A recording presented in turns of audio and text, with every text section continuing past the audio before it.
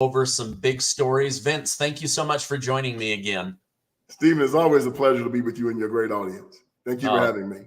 Yes, thank you for coming back. Let me give some background just so people know who you are.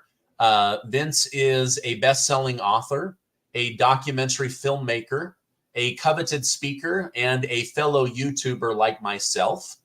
You know, you're probably seeing this. I'm seeing this. CNN is freaking out about this, but it seems every day Trump is gaining more and more among Hispanic, but especially among Black American voters. Do you think that he will sway Black America to his ideas and policies enough for it to make a difference in this upcoming election?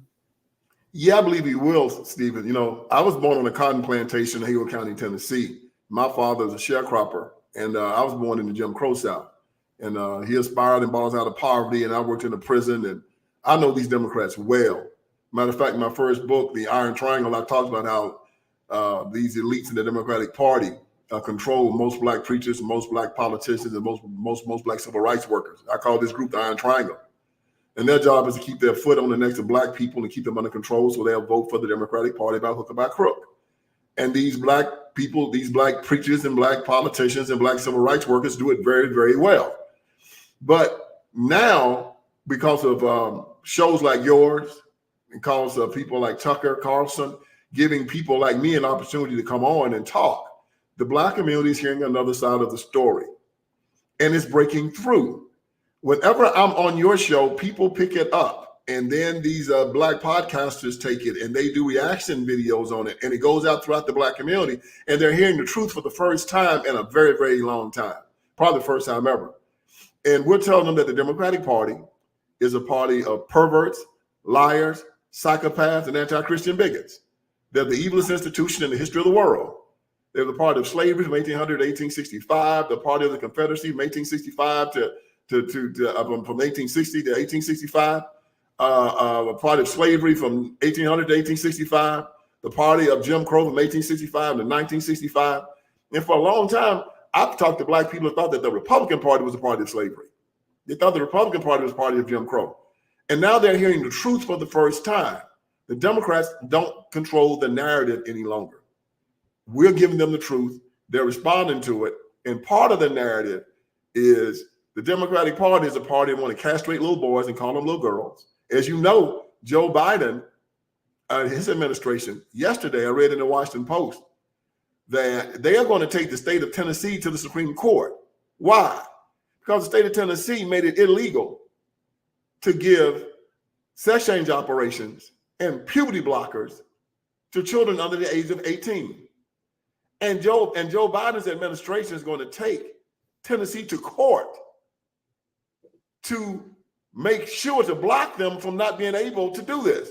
In other words, Joe Biden and the Democrats want to be able to castrate little boys and call them little girls, cut off the breasts of little girls, call them little boys, give these children puberty blockers that will keep them from having children and destroying their bodies in perpetuity. And the Black community is hearing this. Black Christians are hearing this and say, I don't want to have no more. I don't want no part of this party.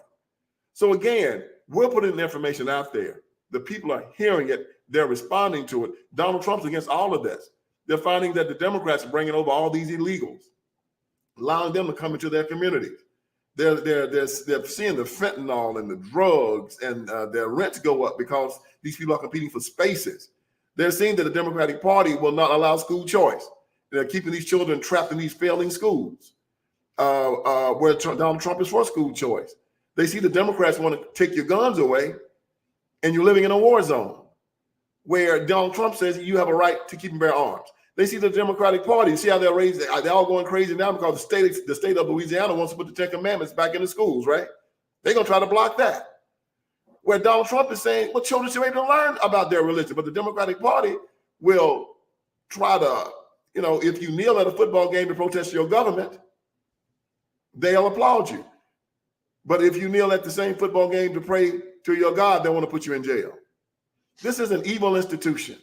And the word is getting out that if you vote for this party, you're going to put your soul in jeopardy, not just your children and your family, but your immortal soul, because they are an evil institution and the word is getting out.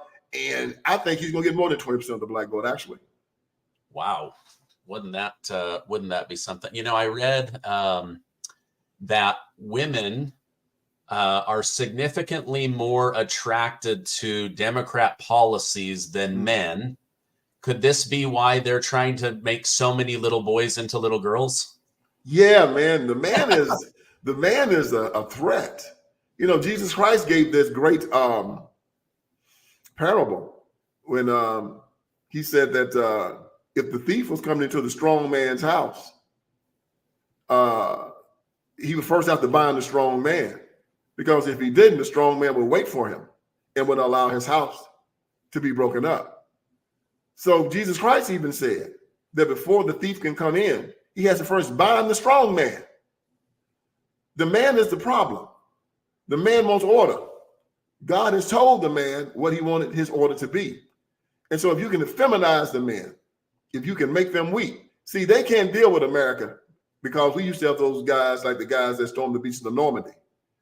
When the American male showed up, it stopped. We spread democracy all over the world. We beat Great Britain twice and saved them twice. We went over to Europe and we liberated them twice. We beat the communists. We beat the Nazis. We beat everybody that came up against us. And they understand this. You cannot take America until you first destroy the man. And so what have they done? The feminists came in, and there was this great book written in the 70s talking about conspiracy to destroy boys. They saw it coming. They saw what they were doing. You see what they've done to the Boy Scouts. You see what they have done, what they're trying to do to football. You see what they're trying to do to the family. Matter of fact, one of the most amazing things I learned was, you know, they always try to say that LBJ and the Great Society was responsible for getting the male, the black male, out of the house. Well, in his book, America in the King Years, Taylor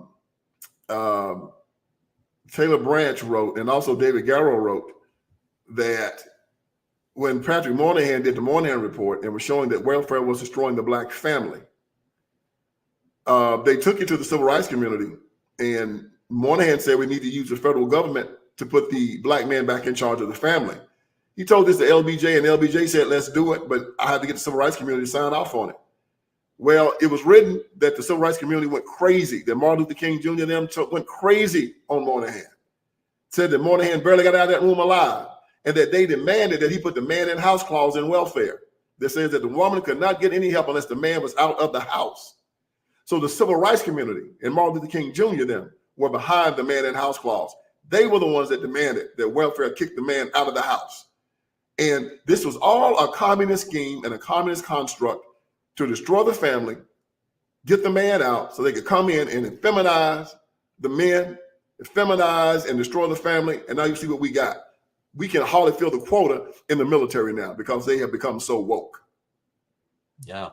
Well, during the pandemic, I read about how during this war on drugs, I mean, it was really a war on the black family. I watch how the CIA and the FBI, they worked in concert to push drugs into the black community and specifically targeted black men, again, all in an effort to get them out of the house. And this is when you start to see this big shift of single mothers who are now not married to the strong man. They're now married to the government. Yes. And so anyway, these are all things that I haven't learned till I was in my late 30s. But they're all really interesting. I want to come back to LBJ here in a minute. Now, you recently did a podcast. You went to the home of Tucker Carlson. You got to sit down with him. You thought it would be 1 hour. It was such a great interview. It ended up going 3 hours. Now, all these people around Tucker are telling you it's his best interview. You know, it's getting millions and millions of views. My question is Tucker Carlson really the bitter, bigoted, anti-American man the media tells us he is, or what is he really like? Tucker is the nicest, most affable human being I've ever met in my life. I sat across the table from him, and I called my sister, and I said, and my sister is Tucker's #1 fan, right? And I said, hey, sis, somebody wants to talk to you. She said, okay. And I gave to Tucker, this is Tucker Carlson. And I gave my sister screaming right across the table. Ah!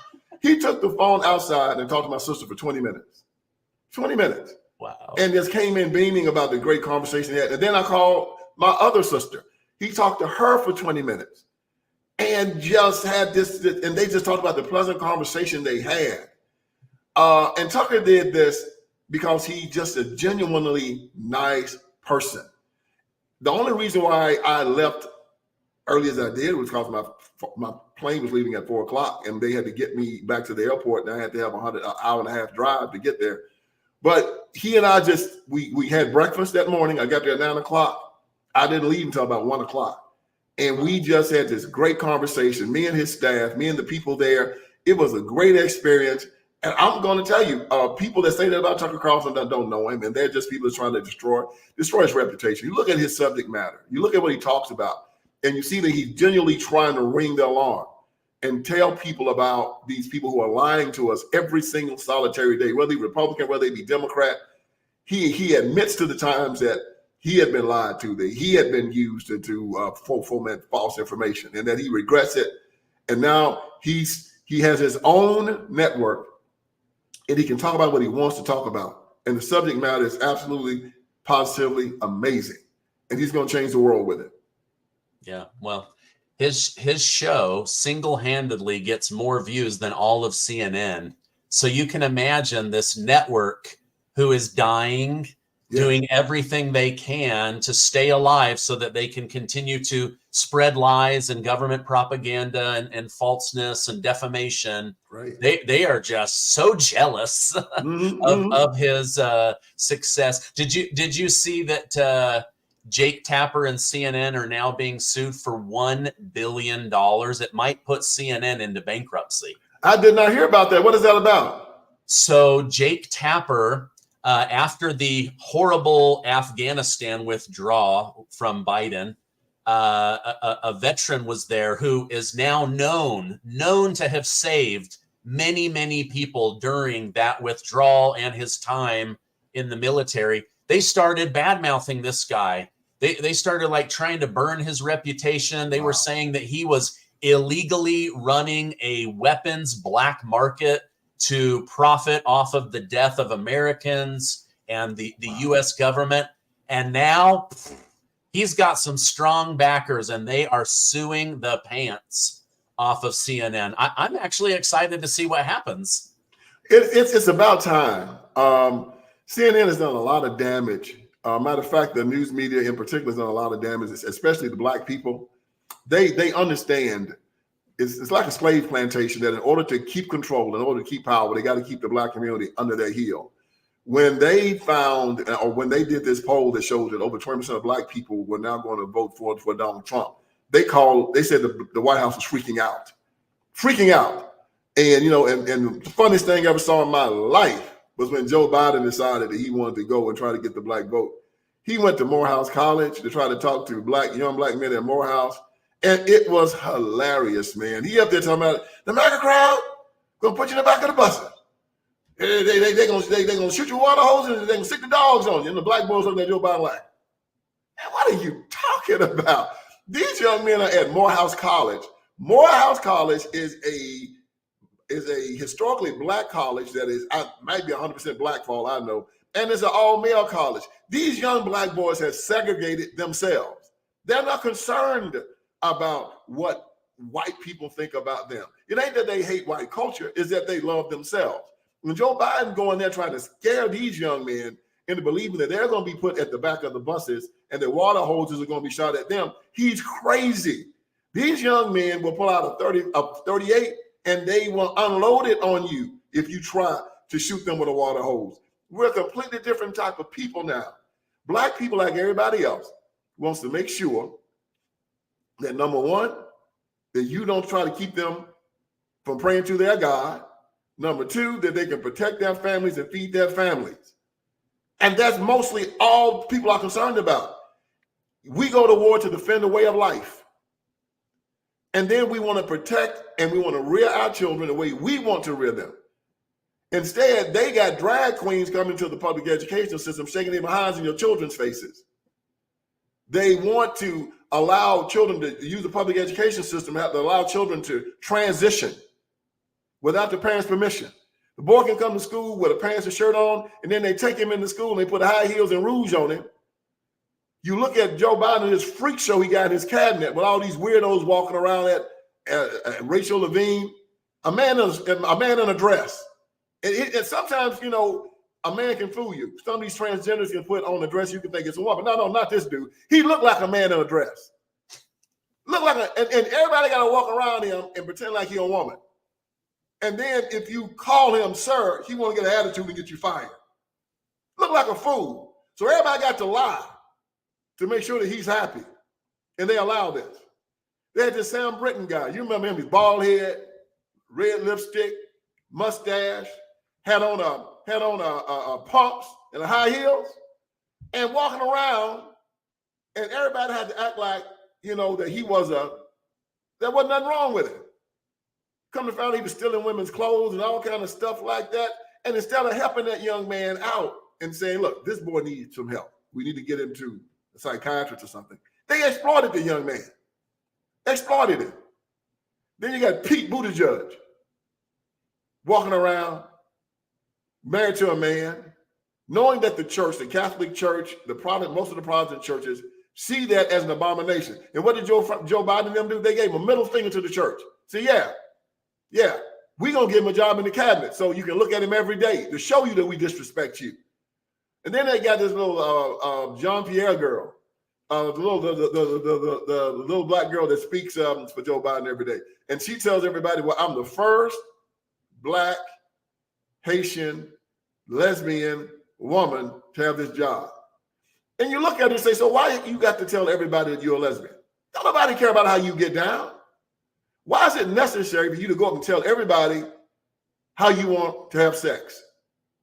It's a sickness and a pride that comes in these people. And our Bible tells us that God hates pride. So since God hates pride, what did the Democrats do? They named it Pride Month. Since God hates it, they must love it. And they're going to go into the Bible and get a rainbow symbol, something from the Bible meaning peace and love and forbearance. And said, no, we're going to take that and use it to symbolize sodomy and gay sex. Something we know that God hates. God hates pride, so we're going to take one of his symbols and put it in his face. And you have Christians that walk around here and support this. They say they're going to support the Democratic Party. I read this book, No Country for Old Men. And it was interesting, man. Very good book. It was a great movie. It won Best Picture a few years ago. And it was about the 70s when the drug trade started coming to America and all the violence that was happening. And this cowboy had found some drug money, and this crazy guy was trying to find him to get it back, and they were just killings all over the place. And this old country sheriff was just taken aback at the violence and the killing. And he decided that he was over his head and that he had to resign being sheriff. And when his friend asked him why was he quitting, he said, in order to stop this, it is not what I'd have to do. It's what I have to become. And what I have to become will put a man's soul at hazard. Put his soul at hazard. He didn't want to have to become that. Today, in order to be a Democrat, it's not what you have to do. It's what you have to become. And it'll put your soul at hazard. To be a Democrat today, you have to be a mass murderer because you want to kill children up to the 9th month in their mother's womb. To be a Democrat today, you have to want to castrate little boys and call them little girls, and cut the breasts off little girls and call them little boys. To be a Democrat today, you have to be a pedophile. You have to be a drug dealer. You have to allow these cartels to come across the border. And I read this story where they found this woman who was coming in. She was coming in the country completely illegal. They looked in her pocket and she had a pocket full of these pills. And they thought that they were some type of dope or whatever. And when they checked it, they saw that it wasn't. They said, what are these pills? She said, they are the morning after pill. They said, what is it for? She said, well, I know I was going to be raped numerous times trying to get to America. So I bought these pills so every time I got raped, I could have an abortion. And this is what they allow the Democrats and Joe Biden. And you have to, and to be one of these people, you have to just become an evil, brutal, terrible human being. You have to put your soul at hazard. So everybody that listens to me today, you better understand, you vote for this evil institution, you're putting your soul at hazard. And you might wake up in hell because you know exactly what they're doing. And you vote for them every single solitary year, and you're going to be held responsible for it. Yeah, wow. Let me pick your brain on this, because again, I'm just trying to understand, our country's history, and different cultures. But according to Candace Owens, Roger Stone, a biography I'm reading about President Lyndon B Johnson, the Democrat that took over after JFK was killed. According to President LBJ, he said that he was going to change the country and policies so that those N-words would be voting Democrat for the next 200 years. Right. Do you think this is true? And did life get better or worse after LBJ? Oh, it got much worse. They all knew what they were doing. The Black community was making serious strides between 1940 and 1960. Matter of fact, we were outpacing white people during that time. We had cut our poverty rate from 80% to 30% during that time, the biggest reduction in poverty in history. 80% of our children were born in wedlock, in two-parent families. We didn't have a lot of men going to jail. We didn't have a whole lot of crime. We were building a successful, middle class. Martin Luther King Jr. had never even gone to a public school. He had gone to Ivy League schools. He had gone to Crozer Theological Seminary, Boston University. I mean, the guy went to Morehouse. He had never gone to a public school before in his life. His father was a college grad. His mother was a college grad. There was the black man that gave my father a job out of the cotton field was a white black man by the name of Al Rawls. He owned an insurance company and a funeral home. He was the wealthiest man in the whole county. He was a black man. Black people were moving up, and if we had been left alone, we'd be where the Jewish people and the Asian people are in America right now, set aside, but doing better than white America. We had our own colleges, our own universities, but then the Marxists wanted us. Then Martin Luther King Jr. turned us over to them. Look, there's been a whole lot of good scholarship about Martin Luther King Jr. lately. A guy by the name of Virgil Walker has done some good scholarship. John MacArthur, the great theologian, has done a lot of good scholarship. And if anybody wants to check this, all they got to do is just Google, was Martin Luther King a Christian? They've gone into his papers at Stanford University, and they have concluded Martin Luther King Jr. was not even a Christian. He said he didn't believe in the deity of Christ. He didn't believe in the resurrection. Didn't believe in the virgin birth. If you don't believe in these things, you cannot be a Christian. So why did he have Reverend before his name if he didn't believe in it? Also, he was hooked up with these communists, Stanley Levinson, Clarence Jones, his lawyer. Stanley Levinson was the #1 communist in America. And he put together the paperwork. He and Bayard Rustin, another communist that started the SELC. You got atheist communists started an organization called the Southern Christian Leadership Conference. Atheists starting an organization with Christian in it. Show you that they knew that they were lying. Showing that King was a front man and King himself wasn't a Christian. You see where I'm going with this? It was all a sham. And it was all to get this social gospel going, which is not gospel at all. It's using the church as a means to an end to get what they want. So they brought all of these lies into the black church to use the black church to get what they wanted. And what they wanted was to use the black community, the votes of the black community, to take over the Democratic Party so they could turn the Democratic Party into exactly what it is right now, a communist Marxist group that is trying to destroy America as we know it and replace it with another America. Just like Christianity, they will never, ever turn away from Christianity. They'll give you a false Christianity. The Bible is so powerful. They don't try to tell you that the Bible speaks against homosexuality. They will lie and tell you that the Bible says nothing about homosexuality. Or they'll tell you the Bible isn't against it because they know you got to believe your Bible. So what do? They give you a false Christianity. They'll give you a false concept of Jesus Christ. And that's what they're doing to the Democratic Party now. They're not going to call the Democratic Party a Marxist party or a communist party or a socialist party. They're going to call it the Democratic Party, but they're going to put the Marxist and the communist constructs into the party and call it the same thing. It's an evil institution. Martin Luther King Jr. and the Civil Rights Movement's job was to get as many black people as they could to vote for it, and they have. And now the Iron Triangle's job is to make sure they keep doing it. And LBJ and the Great Society was part of it. Yeah. He said, I'm going to have these N-words voting Democrat for the next 200 years. He's been doing it for 50, so I guess he's on a roll. Yeah. I know, for example, podcast host Charlamagne The God, right?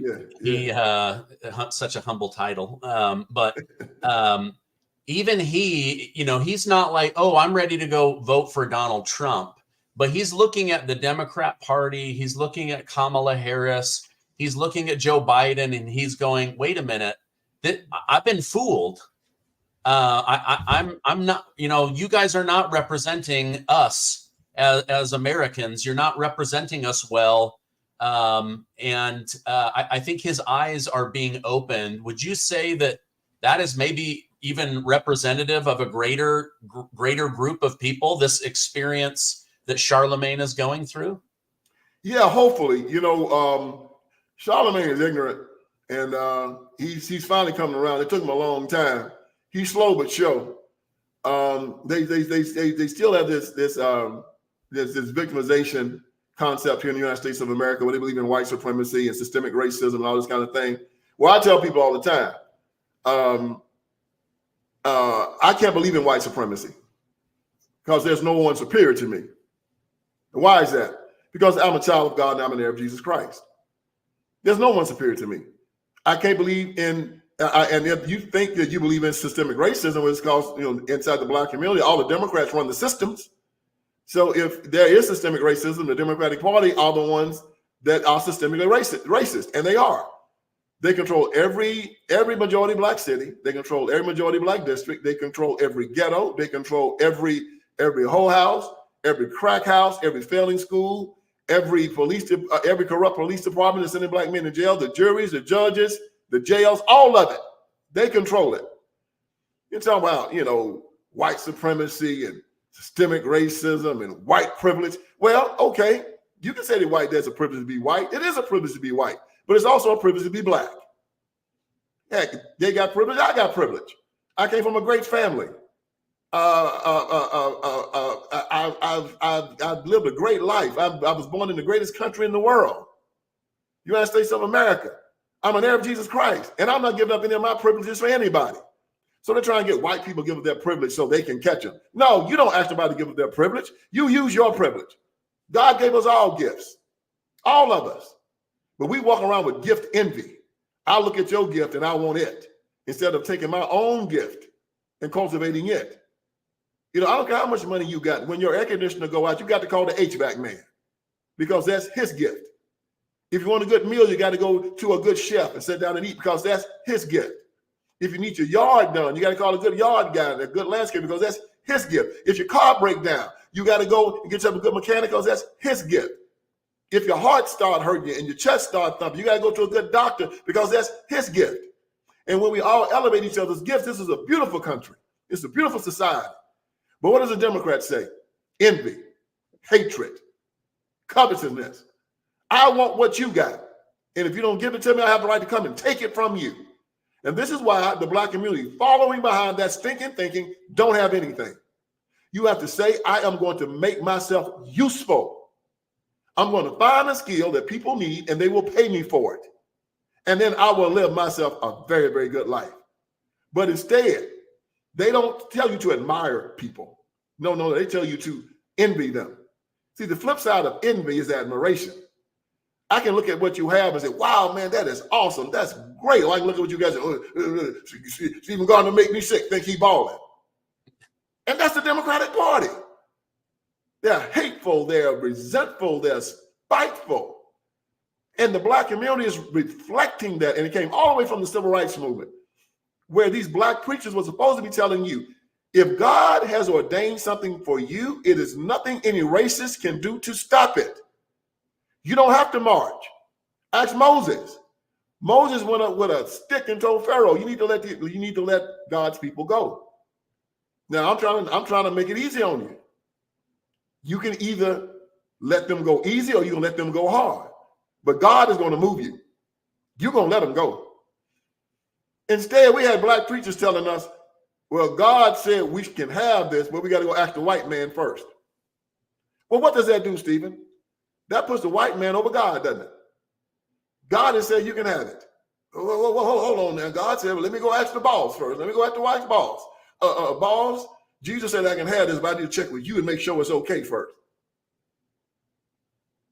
That was our black leadership. Black preachers actually going out, Martin Luther King, telling black folks that if God has ordained this for you, that's not enough. You got to go ask the government and the white man first. And when they sign over it, God, I guess you can get it then. And we say, yeah, that makes sense to me.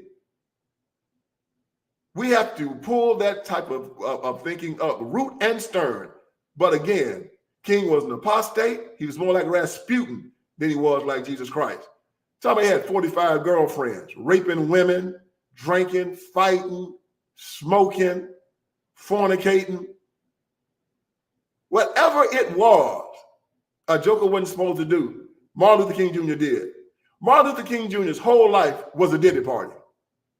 You think Puff Daddy had orgies and sex parties? Martin Luther King Jr. make a Diddy party look like a Catholic convent school. Just showing his behind, man. Fighting, drinking, beating up women. Horrible individual. And now we supposed to sit back and do what he said do. He said, I have a dream speech telling us 5 times in that speech we were not free. He said 5 times in that speech. He said 100 years after the Emancipation Proclamation, the Negro is still not free. Well, see, that's a lie because I was born free. My freedom is a gift from God. The Declaration of Independence said it was an unalienable right. And according to John Locke, an unalienable right is a right that's irrevocable, non-transferable, and unsellable. He said in that speech, women will be satisfied. We will never be satisfied. Not until righteousness rolls down like justice rolls down like water and righteousness like a mighty stream.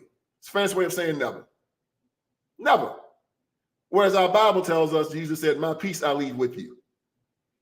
He told us to walk around here dreaming about a day that we won't be judged by the color of our skin, but the content of our character. Well, let me make this absolutely clear. You will be judged by the content of your character. It's inescapable.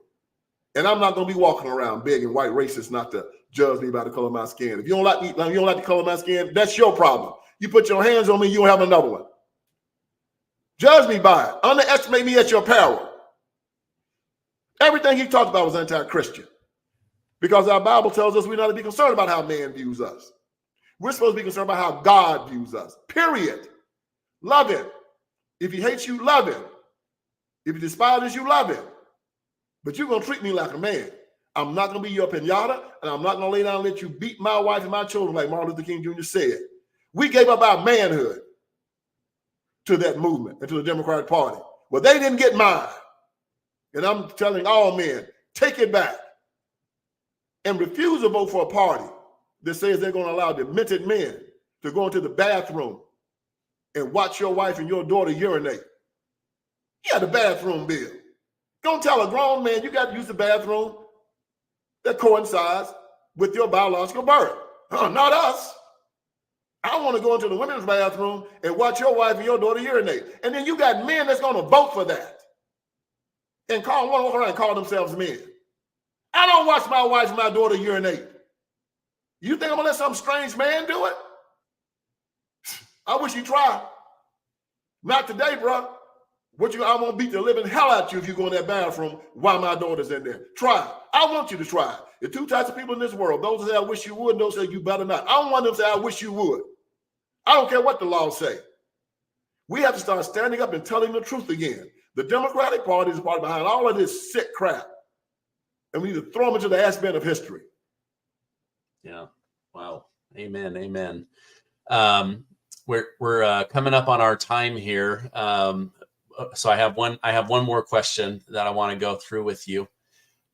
This is pretty concerning, I think, to most Americans. But Biden and Democrats are trying to register illegal immigrants to vote in the upcoming election.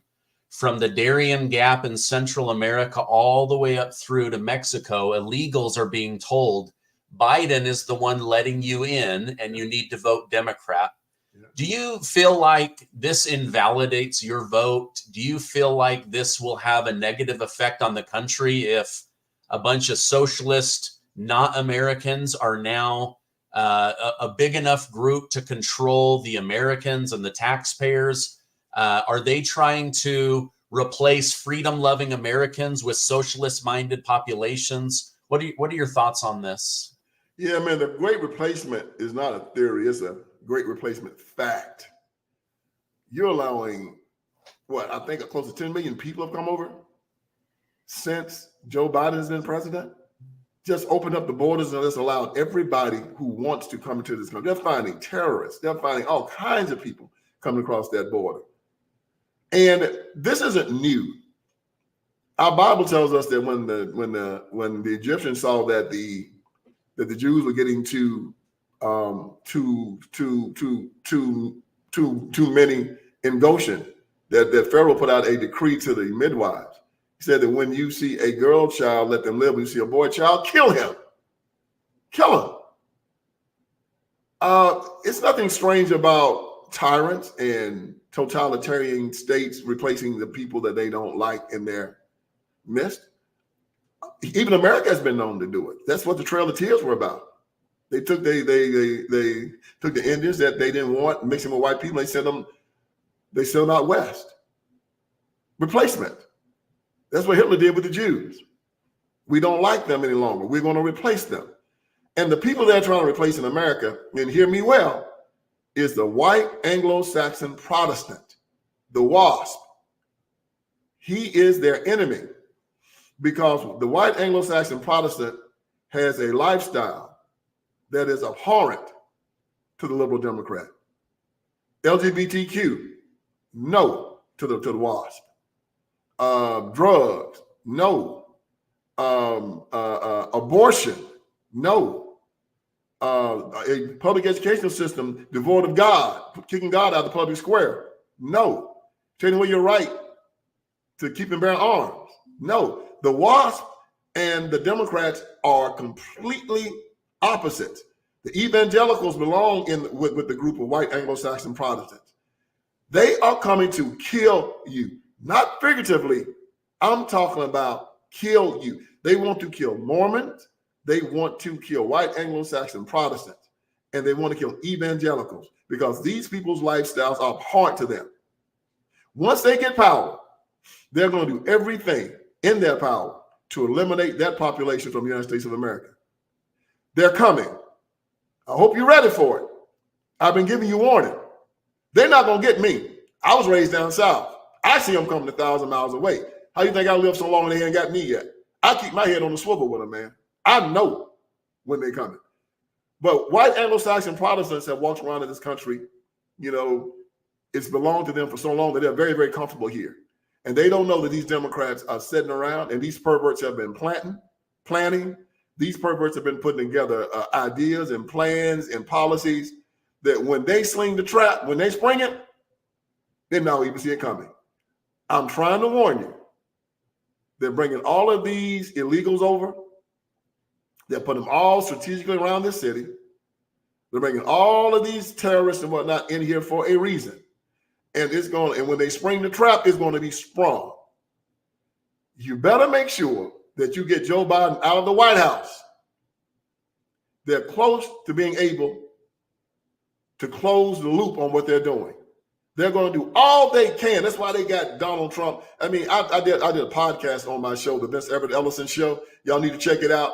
You need to get my book, The Iron Triangle, also. But I did a podcast where I called Donald Trump the first real black president because he was the first white president that they did like a black man.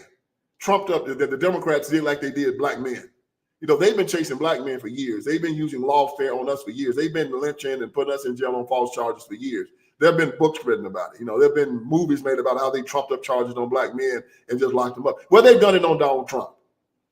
They made sure that they ran this man with hounds until they found him guilty on trumped up charges. They charged him with something no American has ever been charged for before in history. That's how bad they wanted him. And now Donald Trump knows how it feels to be black, because they've been doing it to people in my family and my friends for decades, for centuries. So Trump is now the first true black president. But here's the thing. That was a shot across the bow. They see Trump as the leader of this group of white Anglo-Saxon Protestants. And they had decided to commit a coup. And it wasn't a bottom-up coup. It was a top-down coup. They went at the top, took the leader out. They're trying to take the leader out. And then when they take him out, they come at everybody else. And for all y'all out there that think it's funny because you don't like Trump and you wanted them to get him any way that they could get him, you remember that old poem that when it came for the trade unionists, I said nothing. When it came for the socialists, I said nothing. Then when it came for the Jews, I said nothing. And then when it came for me, there was no one to say anything. They are coming, and they're crazy, and they're evil. And crazy and evil people don't know how to stop. And when they start destroying this country, they're not going to stop until it is gone. And America will be a fleeting memory. Look at where they rule. They're a death cult. A death cult. America's in a death spiral. We should be at 2.1 birth rate. We're at 1.6. And we've been there since Barack Obama was president. With all of this LGBTQ and deaths of despair and suicide and gun violence and all this stuff, America is committing suicide in real time. And the Democrats are saying, full speed ahead. Don't stop it. It's their goal to destroy this nation so the rest of the world can go mad. And we're the only thing that's standing between it and madness. And Stephen, what you're doing amazing work. You put a lot of great information out there. It is making a difference. Believe me, the Trump and the GOP are not where they are because they are good salesmen. They can't sell $1 for 50 cents. They're terrible. They are where they are because people like you are putting out the information every day. You're going over their heads. You're not asking permission. And the people are hearing you. Thank you for what you do. And thank you for your great audience. Oh, man, I appreciate that. This has been a great discussion. I got to have you back on. Like, as soon as I'm done, we're rebooking because I got more things that I want to talk with you about. But I'm going to put a direct link to your YouTube channel. Please go follow Vince on YouTube. His show is professional. I like it. It is really, really well done. I'm going to put a link to your books on Amazon and also to your documentary film. Thank you so much for coming on and continuing to be a voice of reason and common sense and showing all of us a great example of courage. Vince, thank you so much and have a great rest of your day. God bless you and bless your great audience, Steve. Thank you so much.